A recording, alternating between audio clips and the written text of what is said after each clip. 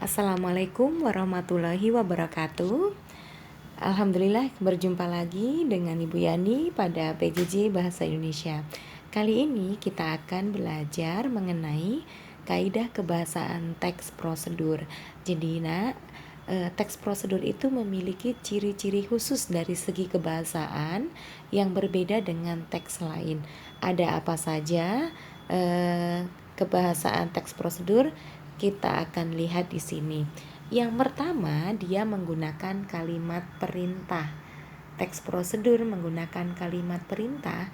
Mengapa dia menggunakan kalimat perintah? Karena kan di sana ada langkah-langkah. Maka teks prosedur ini dia terdapat kalimat-kalimat perintah untuk menuntun pembaca teks prosedur agar melakukan sesuai dengan instruksi yang ada pada teks. Contohnya, buatlah daftar target lengkap, mulai belajar sesuai dengan urutan daftar.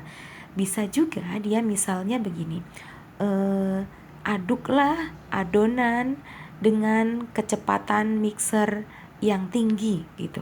Nah, aduklah itu kan merupakan kalimat perintah. Di sini ada kata buatlah, juga termasuk kata perintah.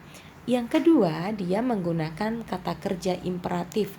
Nah, berarti namanya juga kata kerja imperatif. Imperatif berarti bersifat memengaruhi atau mengharuskan dan mewajibkan.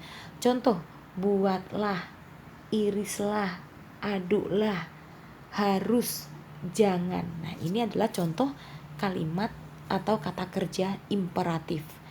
Yang selanjutnya, yang ketiga adalah dia menggunakan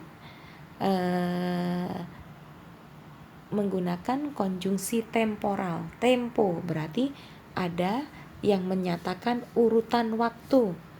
Contohnya apa? Ada dan, lalu, kemudian, setelah itu, selanjutnya. Misal, tuangkan susu cair ke dalam adonan, lalu aduk hingga merata. Kata lalu itu merupakan konjungsi temporal karena dia menunjukkan waktu. Atau misalnya masukkan adonan ke dalam oven kurang lebih 2 menit. Lalu taburkan coklat di atas adonan. Kata lalu itu juga termasuk kata temporal. Setelah itu selanjutnya, nah itu juga temporal. Yang keempat, dia menggunakan penunjuk waktu. Nah, penunjuk waktu ini misalnya begini, beberapa menit kemudian, setengah jam. Misalnya, aduklah adonan dengan kecepatan tinggi selama 2 menit. Jadi di dalam teks prosedur itu ada waktunya. Berapa lama kalian harus mengaduk adonan kue tersebut. Atau misalnya masukkan agar-agar yang sudah kalian tuangkan di cetakan ke dalam kulkas kurang lebih 30 menit. Nah, dia ada batasan waktunya. Selanjutnya yang kelima, dia menggunakan kata urutan langkah. Pertama, kedua, ketiga. Pertama, masukkan gula. Kedua, masukkan telur. Nah, itu kan ada urutan langkah. Yang keenam, menggunakan keterangan cara dengan cepat, dengan lembut, dengan perlahan ya. Yang ketujuh, menggunakan kata-kata teknik sesuai dengan temanya. Misalnya, kalau kalian membuat temanya tentang teks prosedurnya itu membahas tentang membuat kue, pasti ada kata-kata teknis, mixer, adonan, telur, vermipan, bahan-bahan yang mengacu kepada kue itu disebut dengan kata teknis.